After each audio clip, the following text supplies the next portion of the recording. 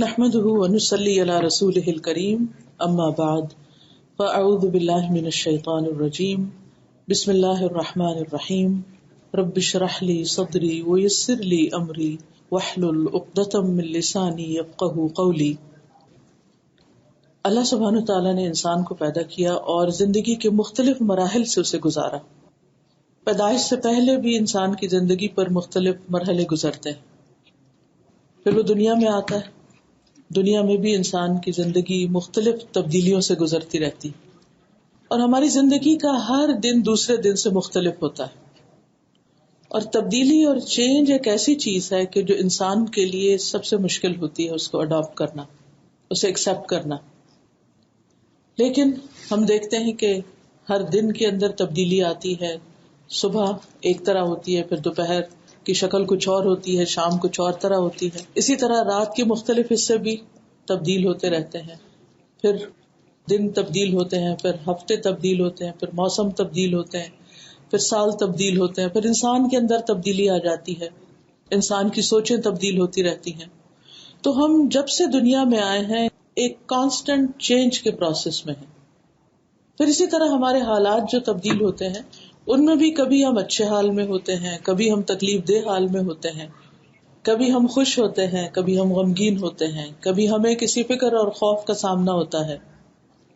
یہ ساری چیزیں ہیں جن کو انسان اپنی زندگی میں ایکسپیرینس کرتا رہتا ہے، اور یہ ساری تبدیلیاں ہوتی چلی جائیں گی حتیٰ کہ ہم اس دنیا سے واپس آخرت کی طرف چلے جائیں گے، اپنے رب کی طرف لوٹ جائیں گے۔ وہ ایک اور بہت بڑی تبدیلی ہوگی۔ اور پھر آخرت کی طرف جانے سے پہلے ایک بیچ کا مرحلہ، برزخ کا مرحلہ، قبر کا مرحلہ، پھر اس میں بھی تبدیلی ہوگی، پھر قیامت کا دن ہوگا، پھر حساب کتاب ہوگا، پھر فائنل ابورڈ ہوگا۔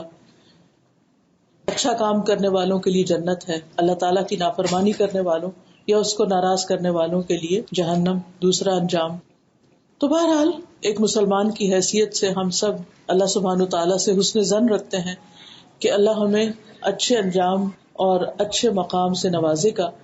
تو وہ ہے وہ زندگی جو ہمیشہ کے لیے شروع ہوگی اور پھر اس میں تبدیلی نہیں ہوگی، اس کے بعد کوئی اور زندگی نہیں، وہ ہمیشہ ہمیشہ کی زندگی۔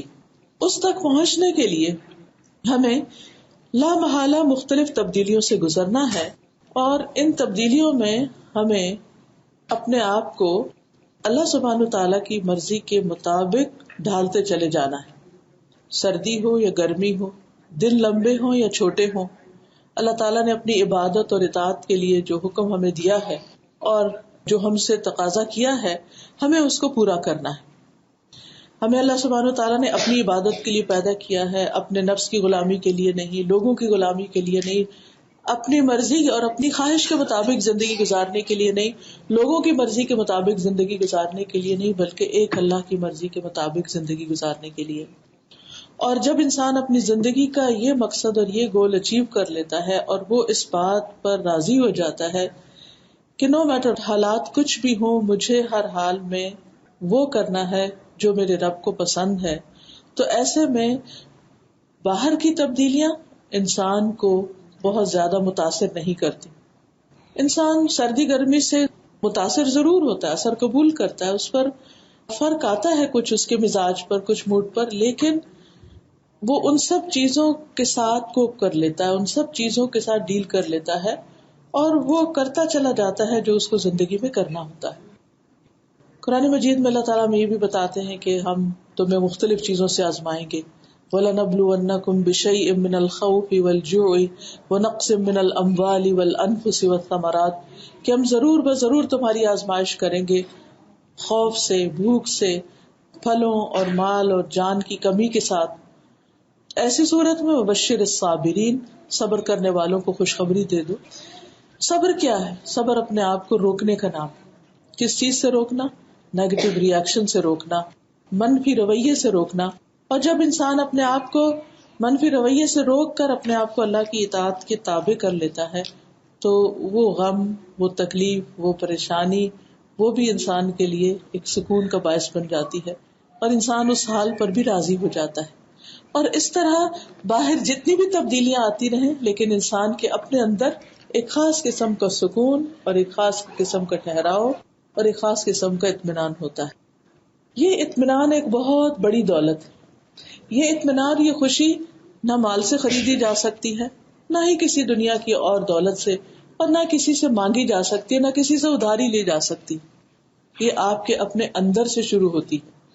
اور اس اطمینان اور اس سکون کی سب سے بڑی وجہ انسان کا ایمان ہے، انسان کا اپنے رب پر یقین ہے، توکل ہے، رب کے ساتھ ایک گہرا تعلق ہے، ایک کنیکشن ہے. اور پھر اللہ سبحانہ وتعالیٰ بھی بندوں کے حال اس وقت تک نہیں بدلتا جب تک بندے اپنے آپ کو خود نہیں بدلتے. اسی لیے قرآن مجید میں سورۃ الرعد میں آتا ہے، ان اللہ لا یغیر ما بقوم حتی یغیروا ما بانفسہم.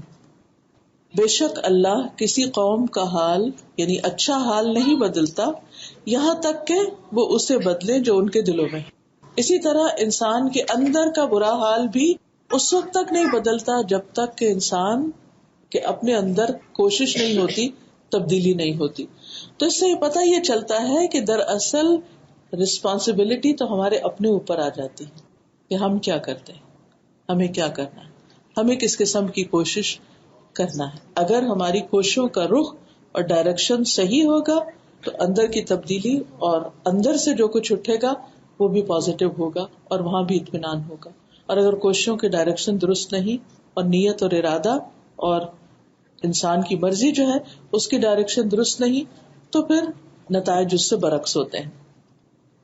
اب انسان اس بات کو سمجھنا چاہتا ہے کہ انسان کے حالات میں جو تبدیلی آتی ہے، مثلا انسان ایک اچھے حال میں ہوتا ہے، خوش ہوتا ہے، مطمئن ہوتا ہے، لیکن پھر ایسے دن آ جاتے ہیں، ایسا موسم آ جاتا ہے، ایسا وقت آ جاتا ہے کہ وہ اطمینان ایک دم اڑ جاتا ہے، وہ چین لٹ جاتا ہے، وہ سکون ختم ہو جاتا ہے.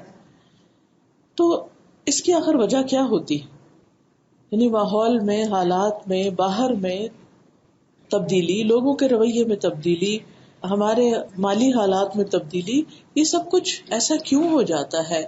ہم وہی ہوتے ہیں لیکن یہ سب کچھ کیوں بدل جاتا ہے؟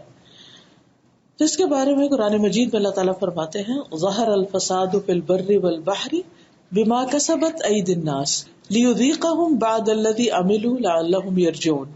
بحر و بر میں فساد پھیل گیا جس کی وجہ لوگوں کے اپنے کمائے ہوئے اعمال ہیں.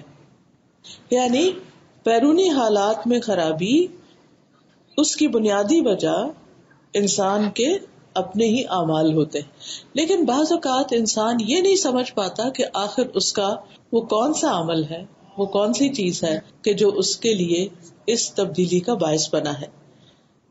پھر آپ دیکھیے کہ یہ بھی قرآن مجید میں آتا ہے، وما اصابکم من مصیبت فبما کسبت ایدیکم ویعفو عن کثیر. اور جو بھی تمہیں کوئی مصیبت پہنچی ہے وہ اس وجہ سے ہے جو تمہارے اپنے ہاتھوں نے کمایا ہے، یعنی تمہارے بعض اپنے اعمال کا نتیجہ ہے. اور بہت سی چیزوں کو تو اللہ تعالیٰ معاف کر دیتا ہے، درگزر کر جاتا ہے. تو اس کا کیا یہ مطلب ہے کہ انسان پر جب بھی کوئی مشکل آتی ہے، جب بھی کوئی تکلیف آتی ہے، جب بھی کوئی پریشانی آتی ہے تو وہ صرف اس کے اپنے اعمال ہی کی وجہ سے آتی ہے یا کوئی اور وجہ بھی ہوتی ہے؟ تو جب ہم قرآن و سنت کا مطالعہ کرتے ہیں تو ہمیں یہ پتہ چلتا ہے کہ اس کے دو بڑے اسباب ہوتے ہیں. ایک تو انسان کے اپنے اعمال ہوتے ہیں اور دوسرے اللہ سبحانہ وتعالیٰ کی طرف سے امتحان ہوتا ہے. ہمارے جو اپنے اعمال ہیں وہ تو ہمیں جب مشکل وقت آتی ہے تو ہمیں خود بھی سمجھ آ جاتی ہے کہ وجہ کیا ہے، ایسا کیوں ہو رہا ہے میرے ساتھ. بعض اوقات ہمیں اپنی غلطی نہیں بھی سمجھ آتی، ہم دوسروں کو بلیم کرتے رہتے ہیں، بعض اوقات سمجھ آ بھی جاتی. ایک شخص جو اللہ سبحانہ وتعالیٰ پر ایمان رکھتا ہے، اللہ سبحانہ وتعالیٰ اس کے دل کو کھول دیتا ہے، اس کے دل کو رہنمائی دے دیتا ہے، اس کو راہ دکھا دیتا ہے کہ اس مشکل کی اصل وجہ کیا ہے، تمہارے لیے سولوشن کیا ہے، تمہیں اس وقت کرنا کیا چاہیے. کیونکہ اس آیت کے فوراً بعد آتا ہے وَمَن يُؤْمِن بِاللَّهِ يَهْدِ قَلْبَهُ، جو اللہ پر اعتماد کرتا ہے، اللہ پر ایمان رکھتا ہے، اللہ تعالیٰ اس کے دل کو راہ دکھا دیتا ہے. یعنی اندر انسان کی ایک ایسی روشنی آ جاتی ہے، انسان کے اندر ایک ایسا ٹھہراؤ آ جاتا ہے کہ انسان کو سمجھ آنے لگتی کہ اب مجھے کیا کرنا چاہیے. دوسری چیز جو انسان پر اللہ سبحانہ وتعالیٰ کی طرف سے امتحان کی شکل میں کچھ آزمائشیں آتی ہیں، کچھ مشکلات آتی ہیں، اس میں بھی انسان کو دراصل جگایا جاتا ہے. اس پوری کانفرنس کا جو تھیم ہے وہ اویکننگ، جاگنا اور جگانا ہے. تو اللہ سبحانہ تعالیٰ کی طرف سے ہم بندوں کو، انسانوں کو جگایا جاتا ہے. کس سے جگایا جاتا ہے؟ غفلت سے جگایا جاتا ہے. ہم بعض اوقات اپنی آخرت کے لیے وہ انف کوشش نہیں کر رہے ہوتے جو ہمیں کرنی چاہیے. یا اللہ سبحانہ تعالیٰ ہمارے لیے ایک خاص مقام اور ایک درجہ رکھتا ہے جہاں ہم اپنی کوشش کے ساتھ نہیں پہنچ پا رہے ہوتے. ہمارے وہ نیک اعمال یا ہمارے جو مطلوبہ ریکوائرڈ کوششیں ہیں ہم سے، وہ ہم نہیں کر رہے ہوتے. تو اللہ تعالیٰ ہمیں ایک ایسی مشکل سچویشن میں ڈالتے ہیں کہ جس پر اگر ہمارا رویہ مثبت ہوتا ہے، ہم صبر سے کام لیتے ہیں، ہم اللہ سے ناراض نہیں ہوتے، ہم بندوں کے ساتھ برا نہیں کرتے، تو اس صبر کے نتیجے میں اللہ تعالیٰ وہ خیر ہمیں عطا کرتے ہیں، اس درجے اور اس مقام تک پہنچا دیتے ہیں جس پر ہم صرف اپنی کوششوں سے نہیں پہنچ سکتے. تو یہ امتحان دراصل انسان کو خالص کرنے کے لیے آتے ہیں، انسان کو جگانے کے لیے آتے ہیں، انسان کو اچھا انسان بنانے کے لیے آتے ہیں، انسان کو اگلے درجوں اور مرحلوں تک ترقی دینے کے لیے آتے ہیں، انسان کے آج کو اس کے کل سے بہتر بنانے کے لیے آتے ہیں. جیسے دنیا میں بھی مختلف جگہوں پر مختلف کاموں میں ہم اپنے آپ کو اپ گریڈ کرنے کے لیے مختلف امتحانوں سے، مختلف ٹیسٹ سے گزرتے رہتے ہیں، اور کرتے کرتے کرتے ہم ایک خاص مقام پر پہنچ جاتے ہیں. جب تک وہ اس امتحان سے نہ گزرے، چاہے ہم کتنا کچھ بھی جانتے ہوں، کوئی یہ نہیں جان سکتا کہ ہم اصل میں کیا ہے. تو مختلف امتحان دراصل ہمیں یہ بتاتے ہیں کہ ہم کہاں پہنچے، ایمان کے کس درجے پر ہیں، اخلاق کے کس درجے پر ہیں، نیک اعمال کے کس درجے پر ہیں، اور ابھی تک ہمارے اندر کون کون سی کمزوریاں، کون کون سی ویکنیسز اور کون کون سی خرابیاں ہمارے اندر موجود ہیں جن کی اصلاح ہو جانی چاہیے.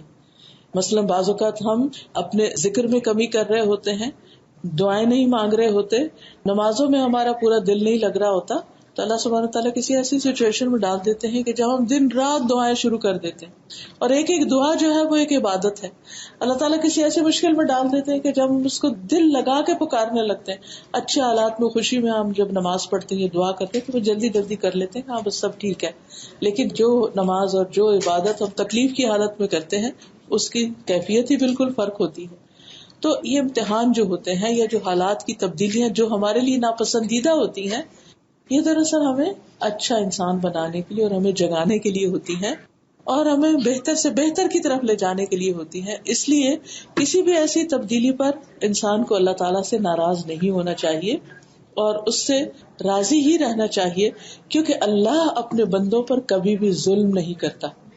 اللہ تعالیٰ کبھی بھی ظلم نہیں کرتا. اللہ تعالیٰ اپنے بندوں سے سب سے زیادہ پیار کرتا ہے. یعنی جتنے بھی دنیا میں ہمارے رشتے ہیں، ماں باپ کے ہیں یا بچوں کے یا کوئی بھی، ان سب رشتوں میں سے کوئی بھی ہم سے اتنی محبت نہیں کرتا جتنا ہم سے محبت ہمارا رب کرتا ہے. اور جب اس کی محبت ہمیں حاصل ہوتی ہے تو وہ محبت صرف یہ نہیں ہوتی کہ سب اچھا ہی اچھا ہو جائے، اسی محبت کا تقاضا ہوتا ہے کہ انسان کو اچھا بنانے کے لیے ایسی سچویشن سے گزارا جائے کہ جہاں وہ واقعی اپنے اس سارے پوٹینشیل سے یا اپنی صلاحیتوں اور طاقتوں اور ان چیزوں سے جو اللہ تعالیٰ نے نعمتیں اس کو دی ہیں ان سے پوری طرح کام لے سکے.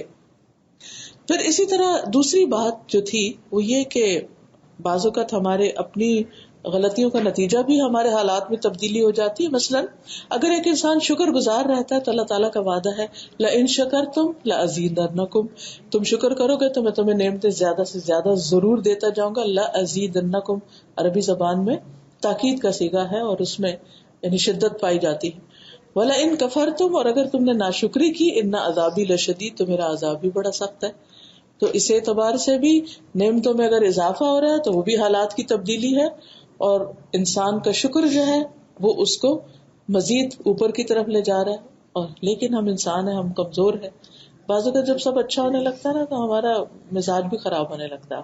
ہم بعض اوقات ہمیں جو کچھ کرنا چاہیے ہم وہ کرنے سے پیچھے ہٹنا شروع ہو جاتا ہے. تو اسی لیے عربی میں شکر کا معنی صرف زبان سے شکر ادا کرنا نہیں ہے. شکر جو ہے وہ دل سے بھی ہے، شکر زبان سے بھی ہے، اور شکر جو ہے وہ اصل میں عمل سے وہ کام کرنا جس سے ہمارا رب راضی ہو جائے. کیونکہ سب کچھ اللہ نے دیا، تو اگر ہم کسی بھی چیز کو، مثلا نگاہیں اللہ نے دی، کان اللہ نے دی، زبان اللہ نے دی، اگر ہم ان چیزوں کو اللہ کی مرضی کے خلاف استعمال کر رہے ہیں تو دراصل شکر نہیں ادا کر رہے. ان چیزوں کو اگر ہم اللہ کی اطاعت میں استعمال کر رہے ہیں تو یہی دراصل اللہ سبحانہ وتعالیٰ کا شکر ہے. اور جب اس کی مرضی کے مطابق ہماری سب چیزیں لگنے لگتی ہیں تو پھر وہ نعمتوں میں اضافہ کر دیتا ہے. بہرحال بعض اوقات انسان ہے اور ہم سے غلطیاں ہوتی ہیں، اور اس کے بعد جب ہماری غلطی کے بعد چاہے فوری طور پر نہیں بھی پکڑتا، اگر کچھ عرصے کے بعد اس کا اثر ہم پر آتا ہے تو بھی ہمیں توبہ کا موقع مل جاتا ہے، دنیا میں ہی اپنے اعمال کو صاف کرنے کا موقع مل جاتا ہے۔ تزکیہ کا عمل بھی اسی سے ہوتا ہے۔ رسول اللہ صلی اللہ علیہ وسلم نے فرمایا، جو کسی کو نقصان پہنچائے گا اللہ اس کا نقصان کر دے گا، یعنی اگر آپ کسی کو نقصان دے رہے ہیں تو آپ کا بھی ہو جائے گا، اور جو کسی کو مشکل میں ڈالے گا، اللہ اس پر سختی کرے گا، تو وہ کسی نہ کسی ایسی سخت سچویشن میں جا پھنسے گا۔ اور بعض اوقات ہمیں نہیں پتا ہوتا کہ ہم بڑے اسموتھلی جا رہے ہوتے ہیں، لیکن ایک دم کوئی ایسی چیز سامنے آ جاتی ہے، انسان حیران پریشان رہتا ہے یہ کیا ہوا میرے ساتھ۔ تو اس وقت اگر یہ تعلیم ساتھ ہو تو انسان کو فوراً نظر آتا ہے، فوراً سوچنے لگتا ہے کہ کہیں میں نے تو کسی کے ساتھ ایسا نہیں کیا، کسی انسان کے ساتھ۔ ابن سیرین کے بارے میں آتا ہے کہ ایک دفعہ ان کو کچھ نقصان پہنچا تو کہنے لگے کہ مجھے سمجھ میں آ گیا ہے کہ میرا یہ نقصان کیوں ہوا ہے، یہ اس غلطی کا نتیجہ جو 40 سال پہلے میں نے کی تھی، اور میں انتظار کر رہا تھا کہ اس کا نتیجہ کب سامنے آتا ہے۔ یعنی بعض چیزیں اللہ تعالیٰ استغفار سے، توبہ سے معاف کر دیتا ہے، برائی نیکی کرتا ہے انسان برائی کے بعد تو معاف ہو جاتی ہیں چیزیں، لیکن کچھ چیزیں ایسی ہوتی ہیں کہ جو اللہ سبحانہ وتعالیٰ انسان کو اس کسی ایک خاص سچویشن سے گزارنے کے بعد، تاکہ وہ اپنے لیے بھی نصیحت کا ذریعہ ہو اور دوسروں کے لیے بھی نصیحت کا ذریعہ، اس کو اس سچویشن میں ڈال سکے کہ آئندہ کے لیے اپنی اصلاح کرو، کیونکہ یہ رویہ دوسروں کے لیے تکلیف دہ ہے، یہ دوسروں کے لیے پریشان کن ہے۔ پھر اسی طرح انسان کا بخل جو ہے، دل کی تنگی جو ہے، یہ بھی انسان کے لیے مشکلات کا باعث بنتا ہے۔ قرآن مجید میں آتا ہے وَأَمَّا مَن بَخِلَ وَاسْتَغْنَى وَكَذَّبَ بِالْحُسْنَى فَسَنُيَسِّرُهُ لِلْعُسْرَى، جس نے بخل کیا اور بے پرواہ بنا رہا، کسی کی پرواہ نہیں کی، وجہ نہیں کسی کی پرواہ، کیوں نہیں؟ اس لیے کہ میرے پاس سب کچھ ہے، اور بھلائی کو جھٹلا دیا، یعنی کوئی اچھی بات سامنے آئی تو اس کا انکار کر دیا، تو ہم اسے تنگی کے راستے پر چلنے کی سہولت دیتے ہیں، یعنی ہم اس کے راستے تنگ کر دیتے ہیں۔ یعنی انسان سمجھتا ہے نا بعض اوقات کہ اس کی صحت اچھی ہے، یا اس کے پاس مال ہے، یا اس کے پاس سب کچھ اختیارات ہیں، تو وہ سمجھتا ہے کہ ہر چیز اس کے اپنے کنٹرول کے اندر، لیکن اور پھر جب اسے اپنے کنٹرول میں سمجھتا ہے تو اللہ کے بندوں پر اس کو خرچ نہیں کرنا چاہتا۔ کوئی مانگتا ہے تو اس کا دل تنگ ہوتا ہے، اور بعض اوقات صرف دل سے تنگ نہیں ہوتا بلکہ زبان سے بھی انسان بولنے لگتا ہے کہ یہ تو ہر وقت مانگتے ہی رہتے ہیں، ان کا تو کام ہی یہ بن گیا ہے۔ اور اسی طرح لوگوں کے اوپر انسان بلا وجہ کرٹیسائز کرنا شروع کر دیتا ہے، یا ان کی غلطیوں کو پن پوائنٹ کرنا شروع ہو جاتا ہے، اپنے آپ کو بڑا نیک سمجھنے لگتا ہے۔ تو اللہ سبحانہ وتعالیٰ کو تو ظاہر ہے کہ یہ باتیں پسند نہیں آتی، پھر اللہ تعالیٰ اس انسان کو ایک ایسے مرحلے سے گزارتا ہے کہ جہاں سے پھر اس کے اوپر کوئی ایسی تنگی آئے تاکہ اسے احساس ہو کہ دوسروں کو تنگی یا تکلیف دینے کا نقصان کیا ہے، یا دوسرے کس طرح اس چیز کو ایکسپیرینس کرتے ہیں۔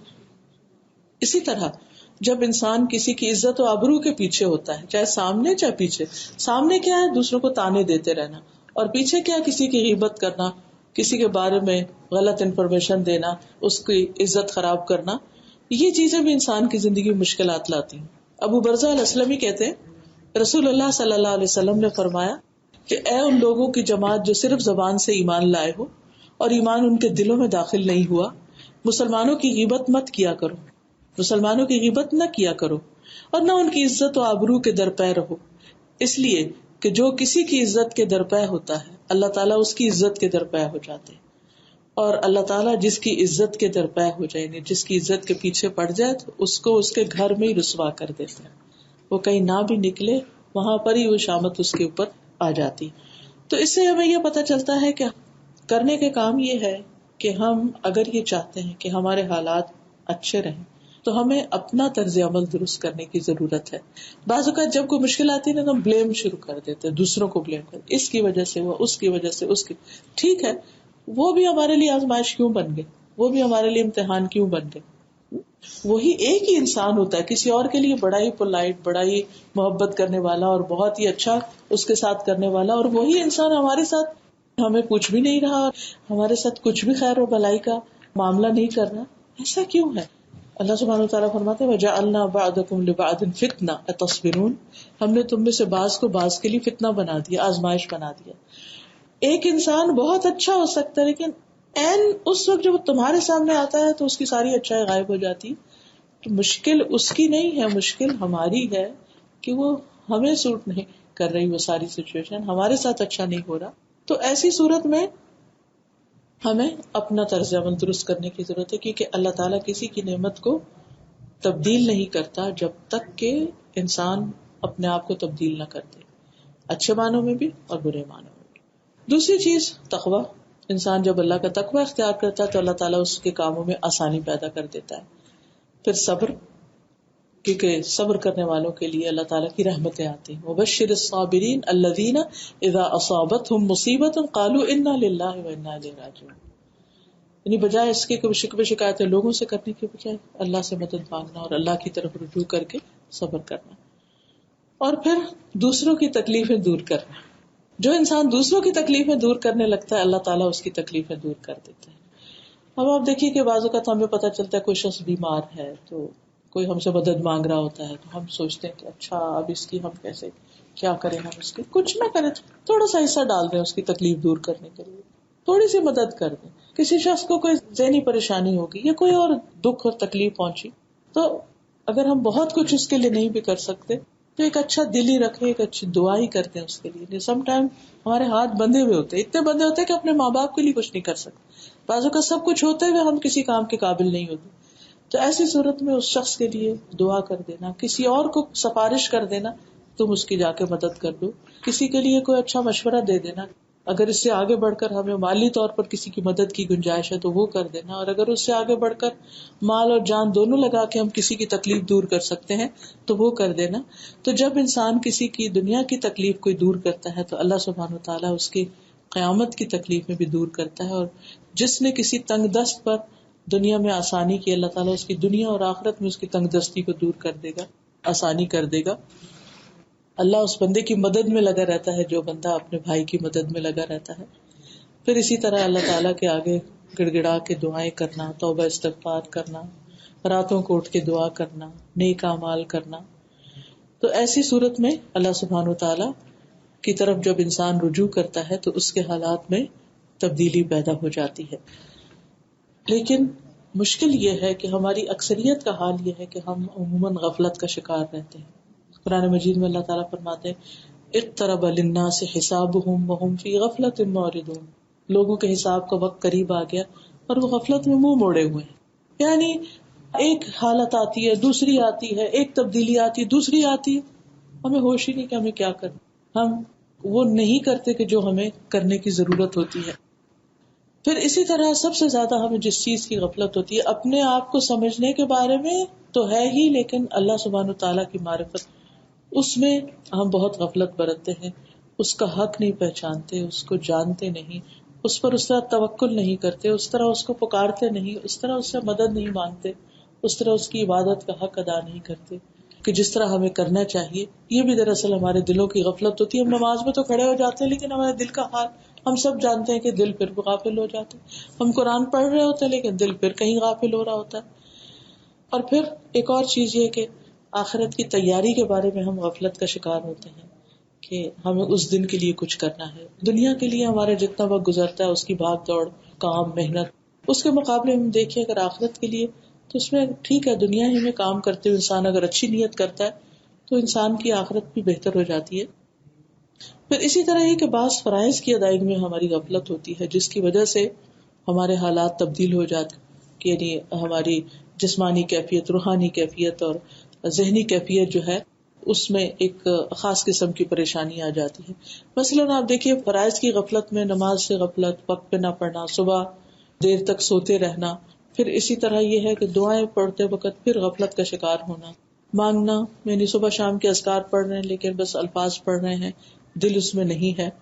پھر اسی طرح لمبی آرزوؤں کا آنا، اچھا یہ کام ختم ہو جائے، یہ کام ختم ہو جائے، پھر ہم اچھے بن جائیں گے، پھر ہم یہ کریں گے، ذرا حج کر لیں پھر اس کے بعد اچھے ہو جائیں گے، ابھی تو جوان ہے، ابھی ذرا یہ جاب پوری ہو جائے، ریٹائرمنٹ کیے جائے تو پھر عبادت پہ زیادہ توجہ کریں گے. تو عمومی طور پر ہماری جو یہ مشکلات ہیں اس کی وجہ سے ہم جو ہمیں کرنا چاہیے اپنے اندر جس طرح کی تبدیلیاں لانی چاہیے وہ ہم نہیں لاتے. پھر اسی طرح بعض اوقات دنیا کی لالچ اور حرص جو ہے وہ ہمیں دنیا کے لیے بھگاتی رہتی ہے اور آخرت کی طرف سے غافل کر دیتی ہے. پھر اسی طرح دنیا کی زندگی پر مطمئن ہو جانا کہ بس ٹھیک ہے جیسے بھی حالات ہیں کوئی تبدیلی کی ضرورت نہیں, میں اسی طرح جی لوں گی, میں انہی کے ساتھ جینا سیکھ رہی. یعنی بہت دفعہ ہم یہ کہتے ہیں بس جو کچھ بھی ہم اسی کے ساتھ جینا سیکھ لیں, یعنی تبدیلی کی کوشش بھی نہیں کرتے. مثلاً اگر کوئی بیماری ہے تو اس کو دور کرنے کی, یا کوئی مالی مشکل ہے تو ہاتھ پاؤں مارنے کی اور کچھ محنت کرنے کی, یا کوئی اور اگر دین کے علم میں کمی کمزوری ہے تو اس کو سیکھنے کی. تو اپنے حالات پہ راضی مطمئن ہو جانا اور کوشش نہ کرنا کہ ہم ہر دن میں بہتر سے بہتر ہوتے چلے جائیں, یہ چیز بھی انسان کے لیے نقصان دہ ہے. اور پھر یہ ہے کہ وقت کو بیکار کاموں میں ضائع کرنا, اپنی صلاحیتوں کو اس کام کے لیے استعمال نہ کرنا جو اللہ نے ہمیں دی ہے. اللہ تعالیٰ نے ہر انسان کو ایک الگ طرح کی خاص صلاحیت دی ہوتی ہے جو دوسرے کے پاس نہیں ہوتی, لیکن ہم دوسرے کی اچھی چیز تو دیکھ رہے تھے, جو ہمارے پاس اچھی چیز ہوتی ہے اس کی طرف ہم توجہ نہیں کرتے اور اس سے بھرپور فائدہ نہیں اٹھاتے.